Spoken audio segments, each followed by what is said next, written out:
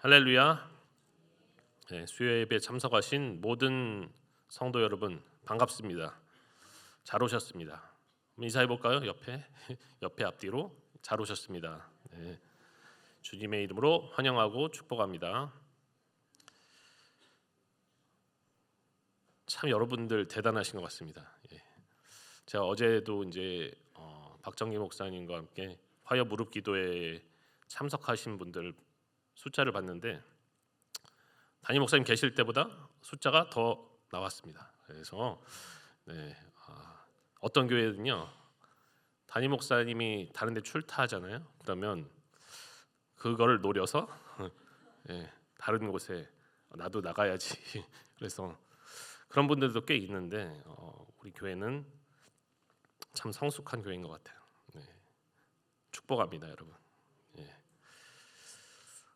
지금 담임 목사님께서는 어제부터 해서 이제 이번 주 금요일까지 안성에 있는 사랑의 교회 수양관에서 제자훈련 체험학교에 지금 참석 중이십니다. 항상 담임 목사님께서 이 수요 예배에서 은혜의 말씀을 선포를 하셨는데요. 출타 중이신 관계로 오늘은 부족하지만 제가 말씀을 전하게 되었어요.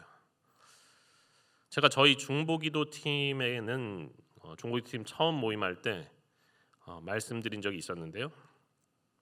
제가 담임 목사님 안 계신 틈을 타서 다시 한번 말씀을 드려야겠습니다. 여러분, 담임 목사님 기도를 모두 하고 계시죠? 하고 계신 걸로 믿겠습니다. 제가 중보기도팀에서요 이것을 제일 먼저 강조를 했습니다. 담임 목사님 기도를 빼놓지 말고 해주세요. 이렇게 당부를 드렸어요. 왜일까요? 제가 담임 목사님에게 잘 보이기 위해서일까요? 물론 인간적으로 보면 잘 보여야죠. 잘 못 보이는 것보다 잘 보이는 게 낫습니다. 저도 사회생활을 해봤는데 잘 알죠. 하지만 그런 이유가 첫 번째가 아니라 바로 하나님께서 우리에게 허락하신 이 호산나 교회 공동체를 세우고 건강하게 유지하기 위해서 담임 목사님 기도를 해달라 이렇게 부탁을 한 것입니다. 여러분, 우리는 교회 다니면서요 이 영적 전쟁이라는 것에 무지해서는 안 됩니다. 영적 전쟁. 왜냐하면 성경에도 나오듯이 마귀는 우는 사자처럼 돌아다니면서 삼킬 자를 찾는다고 했기 때문이에요. 우리가 방심하는 순간 사탄은 어떤 수단을 동원해서라도 예를 들면 가까운 가족을 이용하기도 하고요, 또 특정한 상황을 이용하기도 하고 아니면 감정을 건드리기도 하고 어떻게든 이 비열한 방법을 동원해서 공동체를 무너뜨리고 우리의 믿음을 파괴시키려고 합니다. 그래서 우리는 전신갑주를 입고 이 공격을 막아내고 또 오히려 역전시켜서 이 사단의 세력들에게 역공을 펼쳐야 돼요.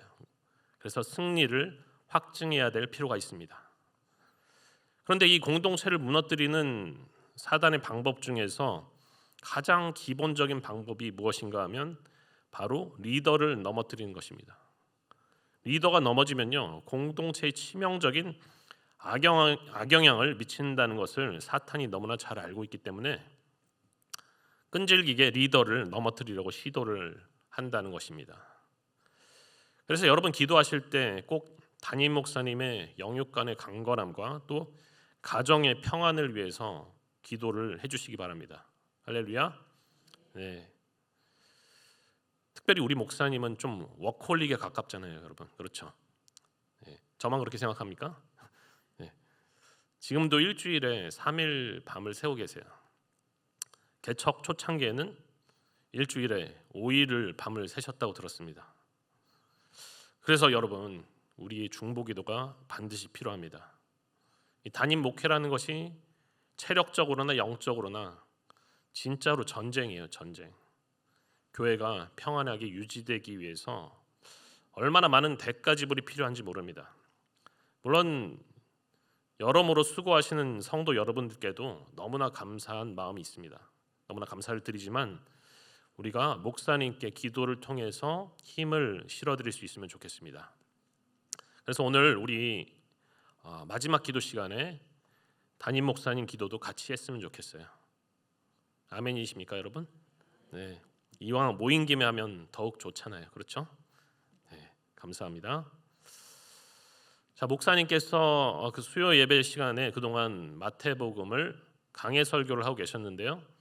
제가 마태복음의 다음 장을 이어서 하는 것보다는요, 오늘은 한번 구약 성경의 말씀을 가지고 여러분들과 은혜를 나누었으면 합니다.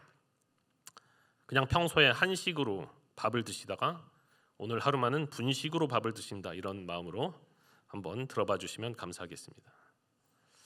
자, 오늘 우리가 다룰 본문은요, 사무엘상의 내용이에요. 사무엘상. 여러분, 사무엘상의 첫 머리는요, 사사기의 마지막과 밀접하게 연결이 되어 있습니다. 우리가 사사하면은 먼저 뭐가 떠오르죠? 믿음의 영웅들이 떠오릅니다. 사사하면은요.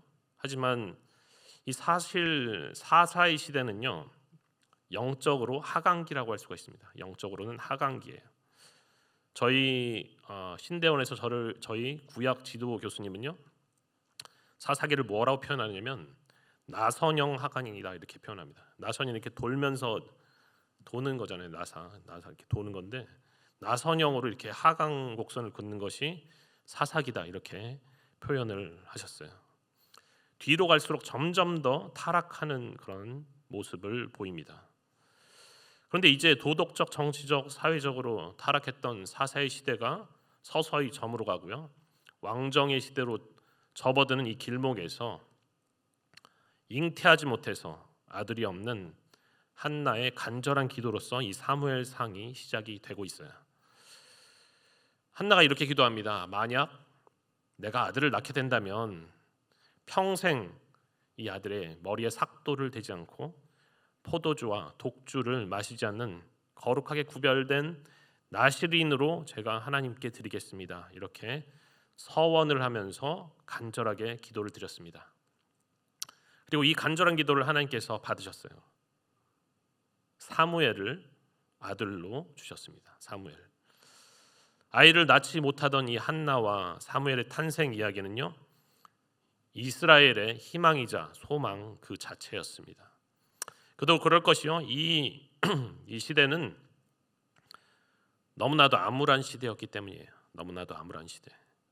사무엘상 3장 1절에는요 이렇게 보도를 하고 있습니다.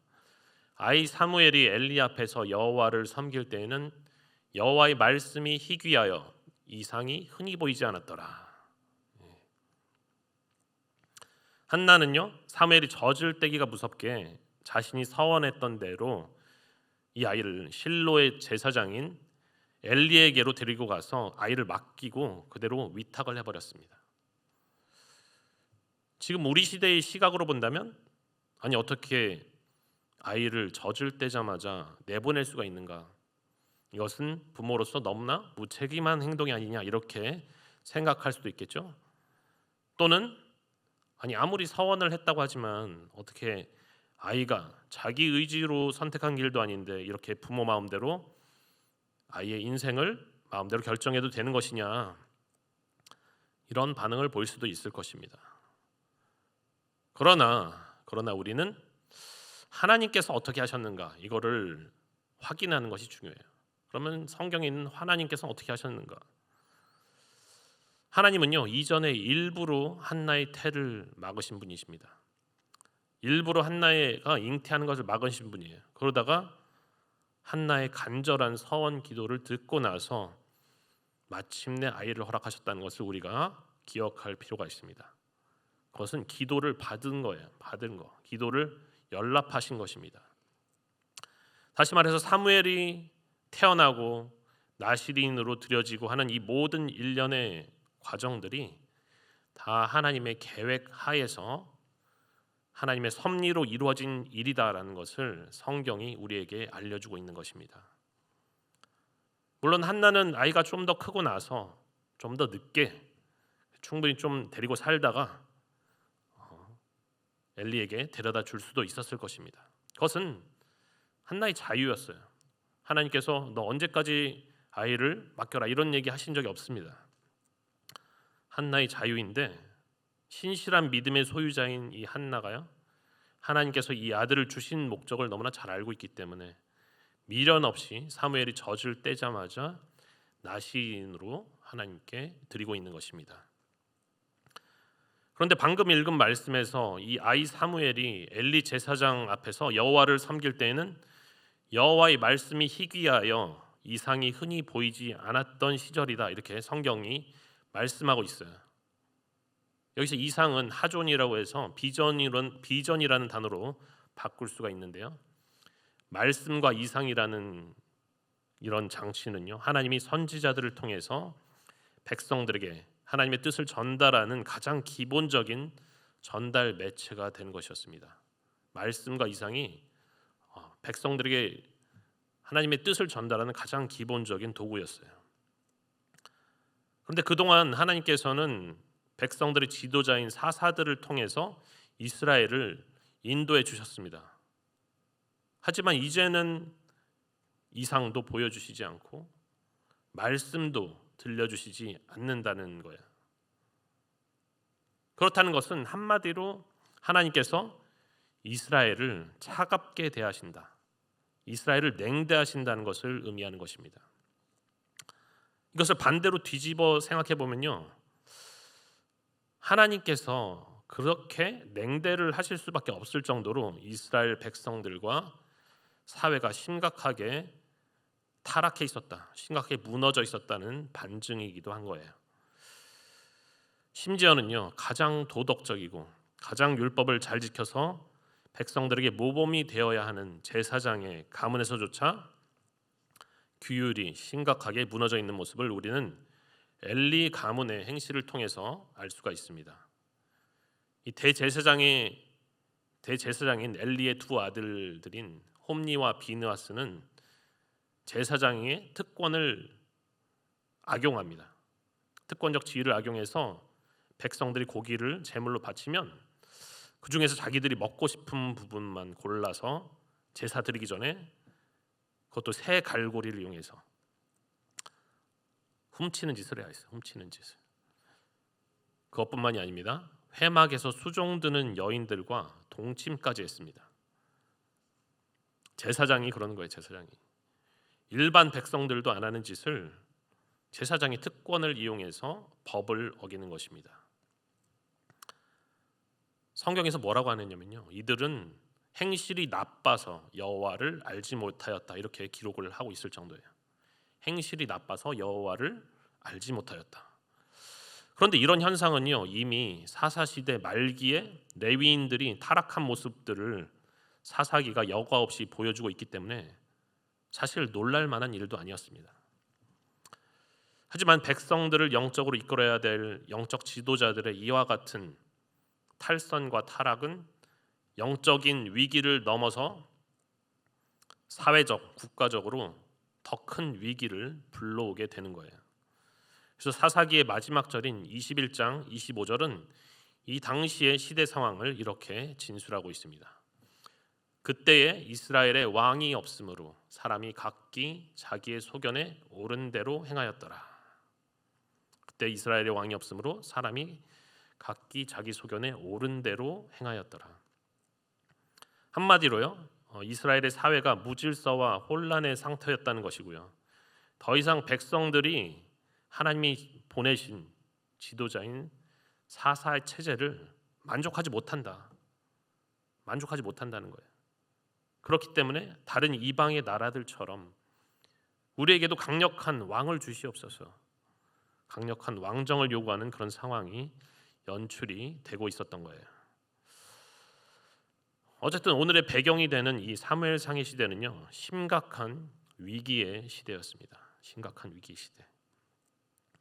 그런데 이렇게 희망이 없고 어두운 상황 속에서도 이스라엘 조상들과의 언약을 기억하시는 하나님은 신실한 믿음의 가문인 엘가나와 또 그의 아내인 한나를 통해서 새로운 지도자인 사무엘을 보내주셨어요. 사무엘의 아버지인 엘가나는 사무엘상 1장 1절에 의하면 요셉의 아들인 에브라임 지파 사람이었습니다. 아버지가 에브라임 지파 사람이면 아들은 어느 지파 사람일까요? 에브라임 지파 사람입니다. 네, 에브라임 지파 사람이에요. 그런데 나중에 엘리가 죽고 나서요, 사무엘이 제사장이 되는데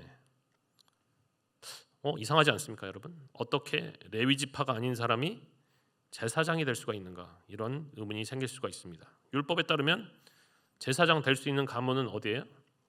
레위 지파예요. 레위 지파. 그런데 또 다른 역사서인 역대상 6장 27절과 28절은 이 엘가나와 사무엘을 레위 지파의 계보에 적어놓고 있습니다. 사무엘상과 역대상의 내용이 서로 다른 거예요. 상충이 되고 있어요. 여기에 대해서는요, 학자들마다 의견이 조금씩 엇갈리고 있는데요. 빅터 해밀턴이라는 유명한 구약학자가 있습니다. 이 사람은 뭐라고 했냐면, 엘가나가 원래 에브라임 지파의 사람이 맞다. 에브라임 지파 사람 맞는데 나중에 레위 지파로 입양이 된 것이다. 이렇게 추정을 하고 있습니다. 그래야지만이 상충되는 두 개의 성경 말씀이 조화를 이루기 때문이에요. 저는 개인적으로 입양 추정설까지는 잘 모르겠어요. 그런데 사무엘이 태어날 때 한나가 이 아이를 제사장으로 위탁한 것이 아니라 나시린으로 서원을 한 것으로 보아서 원래는 엘가나와 사무엘이 에브라임 지파가 맞겠구나 이런 생각을 해봤습니다. 이들이 원래 처음부터 레위 지파였다면 어차피 제사장이 될 수 있는데 굳이 그런 서원을 할 필요가 없었을 것이기 때문에 나시린으로 서원한 걸로 봐서 그랬겠다 이렇게 생각이 들었어요. 한편 사무엘이 지금 백성들의 지도자로서 세워지는 이 과정 가운데는 반대로요, 엘리 가문의 몰락이 그 배경에 자리하고 있었어요. 이것은 마치 타락한 구체자의 몰락과 새롭게 등장하는 그런 신체제가 대비돼서 나타나는 것이라고 볼 수가 있어요. 오늘 사건은요, 발단이 근데 이런 사건의 발단은 구체자가 몰락하고 새로운 체제가 등장하는 이 사건의 발단은 에베네셀이라는 장소에서 시작이 되었습니다. 우리 에베네셀 잘 알죠? 에베네셀. 사무엘상 4장 1절 우리 다 함께 읽어보도록 하겠습니다. 4장 1절 시작. 이스라엘은 나가서 블레셋 사람들과 싸우려고 에베네셀 곁에 진치고 블레셋 사람들은 아벡에 진쳤더니. 이 사사기에 나오는 다른 이스라엘의 대적들을 보면요, 대부분 강력한 리더십을 지닌 사사의 지도 아래서 이스라엘 지파들이 연합해서 한 차례 정도 전쟁을 치르고 나면 대부분 이스라엘의 승리를 거두고 다시 이스라엘의 안정을 찾는 그런 패턴이 반복이 되고 있습니다. 그런데요, 유독 이 블레셋이라는 나라는 한 번 전쟁 치러갖고 되잖아요. 상당히 끈질기게 이스라엘을 괴롭힌 국가였습니다. 성경에서 이 아말렉과 블레셋은 거의 악의 상징과도 같은 나라로 자주 등장을 하고 있는데요. 이 블레셋은 원래 에게해라는 그런 섬, 에게에서 시작했던 해양 민족의 일부였다고 해요. 원래는 이 민족이 애굽으로 진출하려고 했습니다. 애굽으로 진출하려다가 실패를 하고 나서 동부 지중해 연안 지역인 이 가나안 땅에 자리를 잡게 되었고, 가사와 아스글론과 아스돗과 에글론과 가드 이 5개의 펜타폴리스라고 부르는 5개 도시국가 연합체로 구성이 되었어요. 근데 이 블레셋은요, 전문적인 보병과 용병의 전차 부대로 이루어진 잘 정비된 군사력을 잘 갖춰놨고요, 비옥한 해안 평야에서의 강력한 경제적 기반을 바탕으로 철제 무기를 소유합니다. 그래서 기존의 가나안 지배계층, 이들은 청동기를 썼겠죠. 가나안 지배계층을 몰아내고 그 자리를 대신하게 된 그런 굉장히 위협적인 국가였어요. 사사기에 나오는 삼손 이야기를 통해서 블레셋이 처음 성경에 등장하기 시작하는데요, 사무엘상에 들어오면요, 이런 블레셋의 위협이 점차 심화가 되는 것을 볼 수가 있습니다. 이 사무엘상 4장의 전투를 이스라엘의 입장에서 본다면 이것을 에베네셀 전투라고 부를 수가 있어요. 하지만 블레셋 입장에서 본다면 이것은 아벡 전투라고 볼 수가 있습니다. 근데 이 전투에서 누가 이겼습니까? 블레셋이 이겼어요. 블레셋이. 이스라엘이 몇 명이나 죽었냐면 4천 명이 죽었습니다. 이렇게 되니까 이스라엘의 장로들이 우리가 왜 졌지? 우리가 이 전쟁에서 왜 졌을까? 곰곰이 원인을 생각하다가 떠올린 게 있었습니다. 우리에게 지금 이것이 없어서 졌구나. 우리 사무엘상 4장 3절을 읽어보도록 하겠습니다. 시작. 백성이 진영으로 돌아오매 이스라엘 장로들이 이르되 여호와께서 어찌하여 우리에게 오늘 블레셋 사람들 앞에 패하게 하셨는고 여호와의 언약궤를 실로에서 우리에게로 가져다가 우리 중에 있게 하여 그것으로 우리를 우리 원수들의 손에서 구원하게 하자 하니. 뭐가 없어서 패했다고요? 방금 읽으셨잖아요. 네, 언약궤가 없어서 패했다. 언약궤가 우리가 언약궤가 없어서 졌으니까 빨리 가서 언약궤를 가져오게 하라. 장로들이 말을 했습니다. 여러분, 언약궤가 무엇입니까? 언약궤는요, 성막의 지성소에 있었던 궤, 상자를 이야기하는 거예요.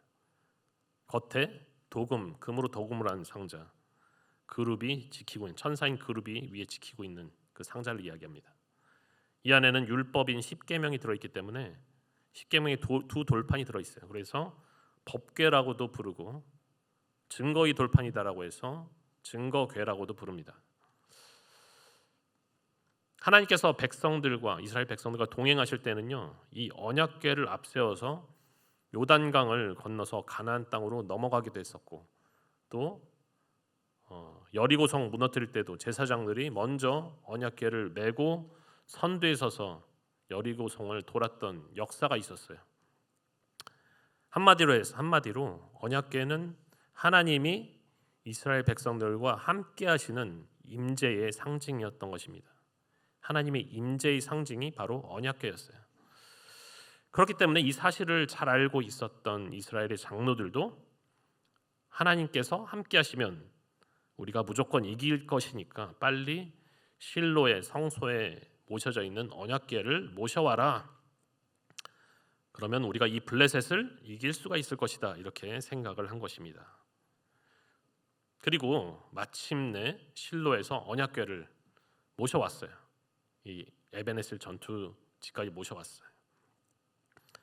그때 누가 같이 오냐면 대제사장의 아들, 망나니들이죠. 엘리의 아들인 홈니와 비느하스가 따라왔습니다. 같이 동행을 하였어요. 언약궤를 모셔와서 이스라엘의 진영에 드릴 때만 해도요, 이스라엘 백성들이 큰 소리를 지르면서 기세가 등등했고요. 이 모습을 본 블레셋도 이런 이스라엘의 기세에 겁을 먹었습니다. 그리고 전투가 벌어졌죠. 하지만 기대했던 것과는 달리 결과적으로 결상전에 나섰던 블레셋의 군대가 또다시 이스라엘의 군대를 대파를 해버렸습니다. 오늘 성경 말씀에 보면 칼에 엎드러진 이스라엘 보병만 3만 명에 이르렀다 이렇게 나오고요. 그 죽은 사람들 가운데는 홈니와 비느하스도 전사자의 명단에 이름을 올리게 되었어요. 이뿐만이 아닙니다. 설상가상으로 하나님의 임재의 상징이었던 언약궤마저 블레셋에게 빼앗기고 말았어요. 이 사건은 이스라엘에게 너무나도 큰 충격이 아닐 수 없었습니다. 너무나도 큰 충격이었어요. 그동안 하나님의 임재의 상징이었고 항상 승리와 함께 있었는데 언약궤를 모셔왔는데 패배하고 언약궤까지 빼앗기다니요. 너무나 큰 충격이죠. 한편으로 또 자신의 두 아들들이 죽었고 언약궤마저 빼앗겼다는 소식을 들은 대제사장 엘리는요, 그대로 충격을 받아서 의자에서 뒤로 넘어져 버립니다. 그대로 목이 부러져서 죽고 말았어요. 이렇게 하루아침에 구체제를 대표하던 엘리의 가문이 하루아침에 몰락을 해버린 거예요. 그런데 왜 이스라엘은 언약궤를 모셔왔음에도 블레셋에게 대패를 당하고 언약궤마저 빼앗기게 된 것일까요? 여호와 하나님의 힘이 블레셋의 신인 다곤보다 못하기 때문일까요? 전혀 그렇지가 않습니다. 이외의 내용을 살펴보면 언약궤를 빼앗아서 자신의 신인 다곤이 우월하다고 착각한 이 블레셋에게 충격적인 사건들이 연속으로 발생해요. 블레셋이 빼앗은 언약궤를 어디다 놔두었냐면 아스도세이라는 도시에 다곤 신전에 갖다 놨습니다. 그런데 먼저는 다곤 신상이 언약궤 앞에 엎드려져 버렸어요. 이거 왜 엎드려져 있지? 하고 다시 세워놨는데 다음 날에 보니까 아예 머리와 팔이 잘려져 있었습니다. 그리고 언약궤 앞에서 절을 하는 듯한 그런 모습을 취하게 돼요. 그리고 이 아스도시라는 도시에는요 독종이 생겨서 한마디로 도시 전체가 난리가 나버렸습니다. 언약궤만 빼앗으면 이스라엘이 더 이상 힘을 쓰지 못할 것이라고 생각했던 것이 오히려 언약궤를 드림으로 자기들에게 화가 된 모양새였어요. 그런데 이렇게 언약궤의 힘이 이렇게나 강한데 어떻게 왜 이전에 이스라엘이 에베네셀 전투에서 패배했냐는 거예요. 여러분 그것은요 언약궤 자체에 힘이 있기 때문이 아니었습니다. 언약궤가 무슨 마술 상자가 아니에요. 언약궤를 통해서 임재하신 하나님께서 강하신 것이지 하나님의 임재가 사라져버린다면 혹은 하나님을 비인격적인 도구로 이용하려고 든다면 언약궤는 그저 금을 도금한 물건인 상자에 지나지 않게 되는 거예요. 이스라엘의 장로들의 실수는 바로 이것이었습니다. 하나님께 구해야죠. 하나님께 도움을 청해야죠. 근데 그런 것이 아니라 실로에 있는 언약궤만 가져오면 우리가 이길 수 있다. 이건 착각이었던 것입니다. 여러분 하나님은요 우리가 마음대로 오라가라 할 수 있는 비인격적인 물건이 아닙니다. 그런데도 이 상황을 올바로 정확히 판단해서 바른 방법을 계도를 해주어야 되는 대제사장 엘리는요 장로들이 요구를 하니까 냅다 언약궤를 넘겨줬어요. 그것도 악한 자기 아들들까지 붙여서 1+1도 아니고 2+1입니까 이러면 그거 넘겨줘 버렸어요. 성경에 엘리가 죽을 때 뭐라고 얘기하냐면 그의 나이가 많고 비대한 까닭에 죽었다 이런 부연 설명을 덧붙입니다. 비대하다는 말은요 그가 탐욕적인 삶을 살았다는 것을 간접적으로 시사해주는 그런 말씀입니다. 탐욕에 눈이 멀어서 영안이 닫혀버린 엘리에게는 이 언약궤를 내어주는 것을 막을 만한 제지할 만한 분별력이 전혀 남아있지 않았다는 거예요. 그런데 이런 엘리 가문의 몰락은 반대로 하나님께서 새롭게 세운 지도자 사무엘의 시간을 앞당겨주는 그런 계기가 되었습니다. 저는 이 장면을 보면서요 과연 우리는 하나님을 인격으로서 대하고 있는가 한번 되돌아보게 되었습니다. 과연 나는 하나님을 인격으로 대하고 있는가? 아니면 이스라엘의 장로들이 생각했던 것처럼 언약궤만 가져오면 승리할 수 있다는 이런 착각으로 내가 교회에 뭔가 헌신을 하면 뭔가 자판기처럼 응답이 내려오지 않을까?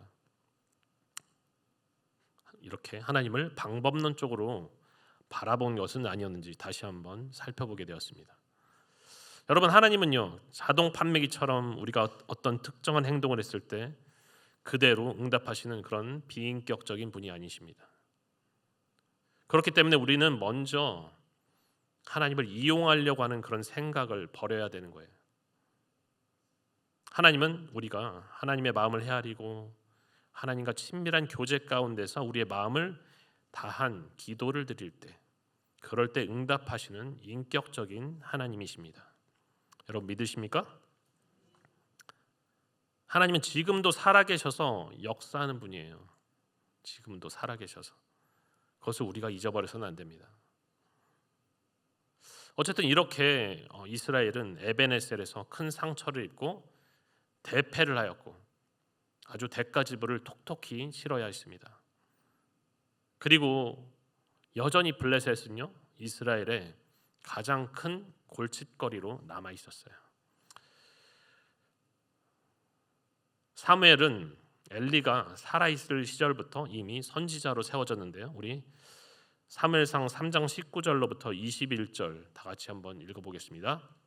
사무엘이 자라매 여호와께서 그와 함께 계셔서 그의 말이 하나도 땅에 떨어지지 않게 하시니 단에서부터 브엘세바까지 온 이스라엘이 사무엘은 여호와의 선지자로 세우심을 입은 줄 알았더라. 여호와께서 실로에서 다시 나타나시되 여호와께서 실로에서 여호와의 말씀으로 사무엘에게 자기를 나타내시니라. 사무엘의 말이 온 이스라엘에 전파되니라. 아멘. 이 말씀이 희귀하고 이상이 보이지 않던 시대에 사무엘은 영적인 황무지 이스라엘에게 보내주신 한 줄기의 빛과도 같았습니다.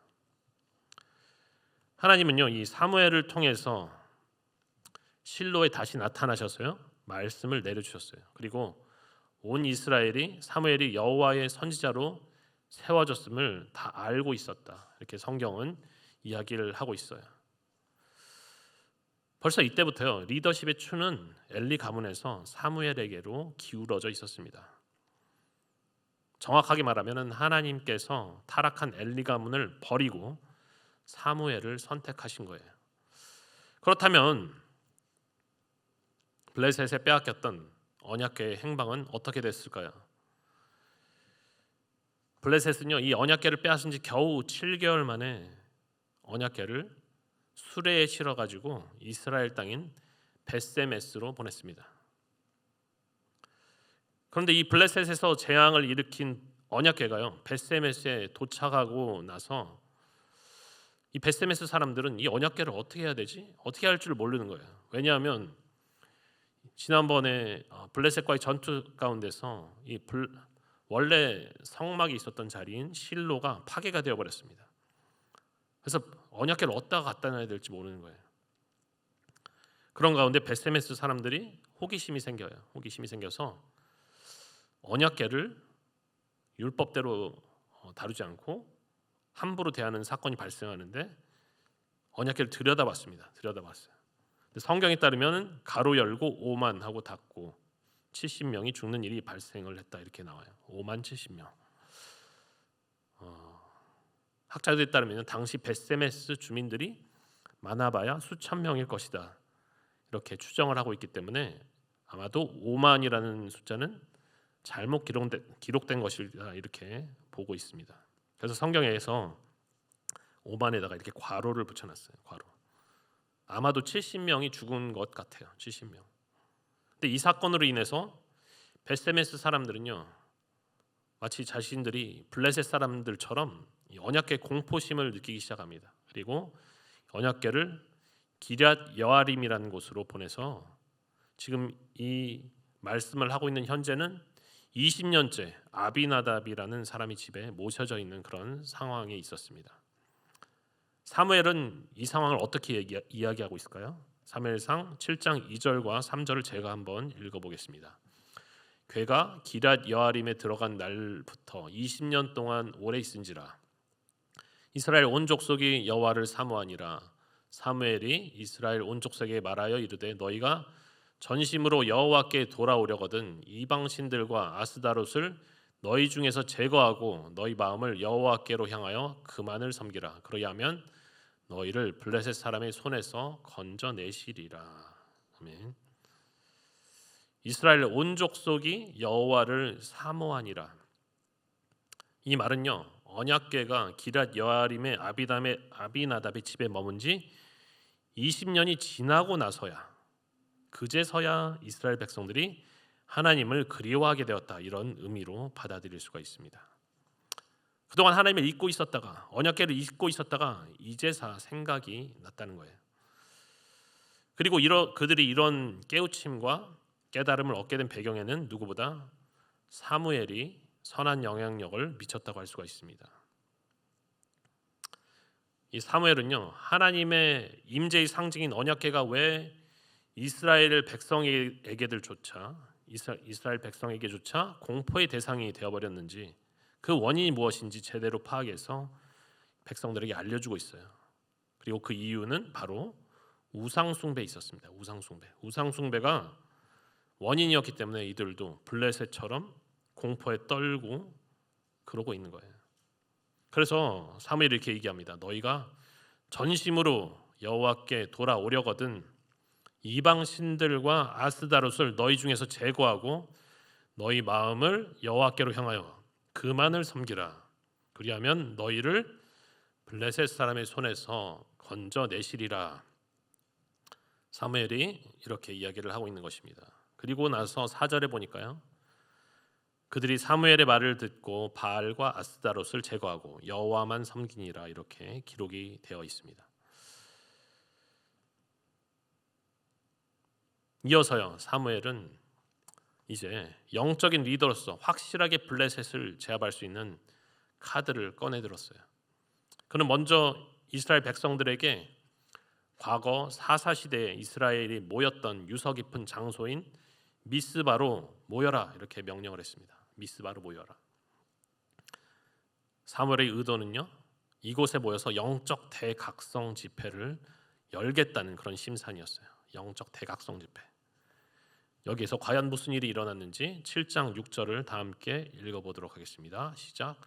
그들이 미스바에 모여 물을 길어 여호와 앞에 붓고 그날 종일 금식하고 거기에서 이르되 우리가 여호와께 범죄하였나이다 하니라. 사무엘이 미스바에서 이스라엘 자손을 다스리니라.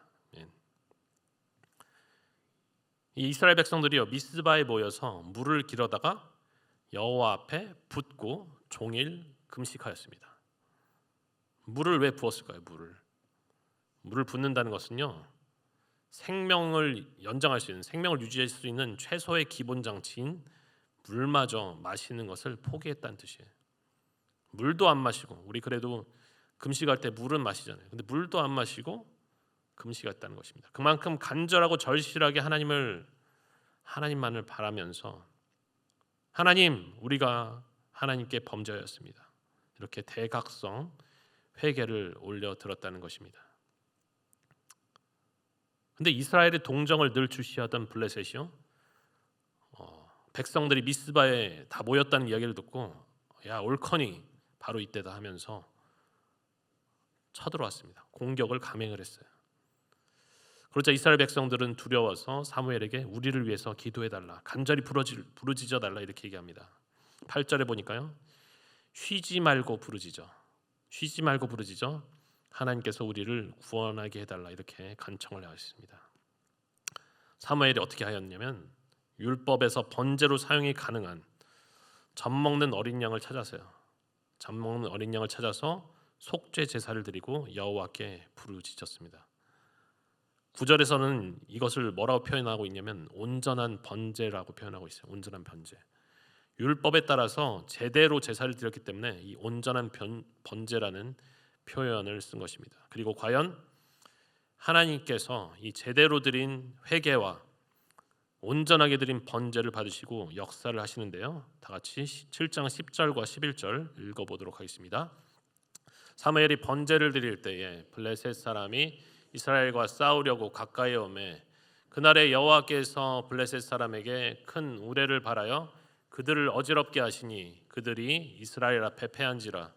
이스라엘 사람들이 미스바에 나가서 블레셋 사람들을 추격하여 뱃갈 아래에 이르기까지 쳤더라. 아멘.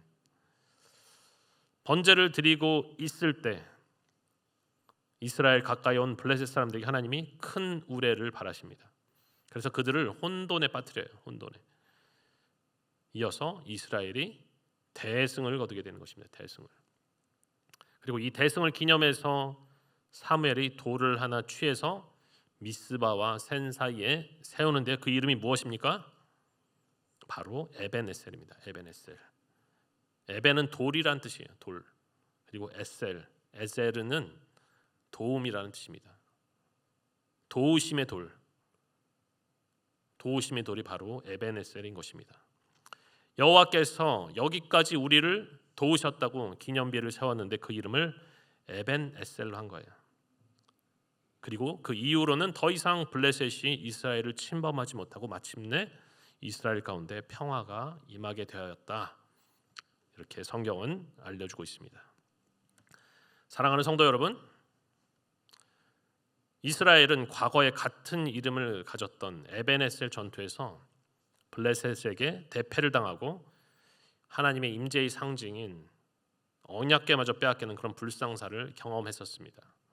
그런데 이제는 하나님께서 여기까지 인도하신 이 새로운 에베네셀에서는요, 반대로 블레셋을 대파하고 앞으로도 그들이 침범하지 못하여서 평화를 얻게 되는 그런 참된 샬롬의 축복을 경험을 하게 됩니다. 그리고 우리는 이 승리가 거저 얻어지지 않았다는 것을 너무나 잘 알고 있습니다.